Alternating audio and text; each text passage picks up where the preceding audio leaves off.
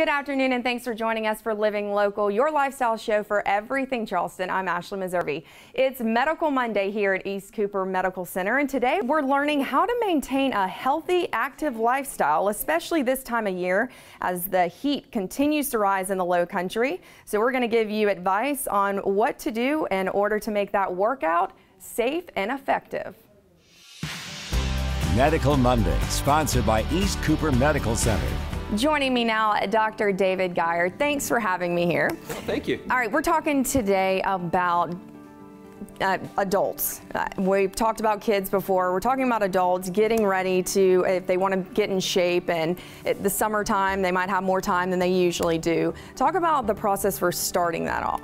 Well, the key is to work into all these programs slowly, whether it's running, lifting weights, or one of these group classes. Probably not a great idea to go 0 to 60 right out of the gate. Start maybe doing something for 10 minutes and then see how it goes, how you feel the next day. Then start doing more and more, getting your body used to that stress. Some of the classes, boot camps and things like that, are those what you're talking about as far as working your way in? Yeah, those are the best examples of things that are great. I love them, but are a lot of times more intense than people are ready for. And so it's not uncommon. They push themselves really hard. 3 days, 4 days in, they're hurting. So yeah, those are great examples of maybe before the class starts, learn some of the movements and start doing them on your own, getting ready for that boot camp. And it seems like as far as physical activity goes for adults, it's always evolving. What are some of the classes that you may recommend, like Pilates or things like that? I like all of them because they each have their kind of own role. Big fan of yoga, big fan of Pilates. I like any program that involves some sort of strength training, even for women. I think that that's really helpful.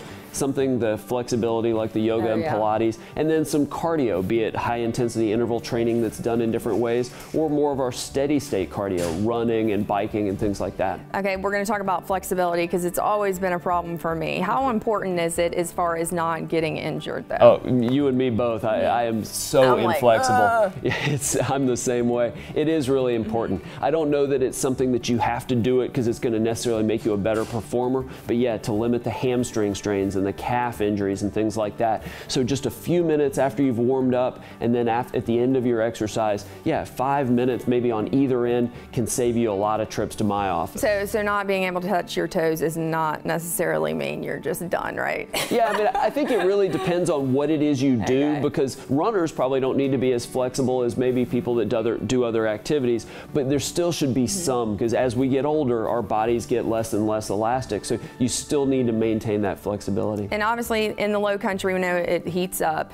What's your advice for when people work out? I think the key is, yeah, to try to do it at times when it's not the 90 degrees and 80% humidity. So maybe earlier in the mornings, late at night. If you need to do a few workouts indoors because it's the middle of the day, so be it. And then maybe if you want to get outside, do it a little bit at a time and get your body ready. And maybe incorporate the kids as well. Yeah, absolutely. I think, you know, we want kids when they become adults to exercise. The best way to do that is have them get to like it at an early age. So yeah, absolutely, do it as a family. What about hydration?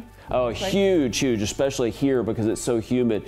The key is not just drinking water during exercise. It's to drink all throughout the day, little bits at a time, because by the time you feel thirsty, it's too late.